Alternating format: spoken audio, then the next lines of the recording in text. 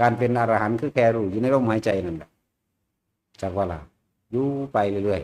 ๆแต่ว่าการเป็นคนเลวกลายเป็นนรกต้องพวกเจ้าต้องลี้ไปหลักไปเด้นั่นว่าสั่งลี้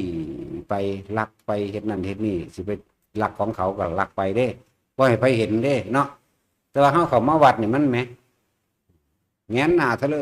เฮ็ดดังบักใหญ่ตึงปึงมาเลยก็ได้เด้ล่ะขี่รถเปิดบีบแต่เป๊กๆเวกมาเลยก็ได้ไผสิว่าเนาะแต่ว่าถ้าไปหลักของคนนี่แหมลี้ไปแอบไปกลางค่ำกลางคืนเด้เนาะบ่ได้สง่าผ่าเผยเด้นี่การเป็นคนเลวเป็นยากกว่านี่จักสิเป็นหาแมงหยัง เป็นว่าอะไรแท็กซี่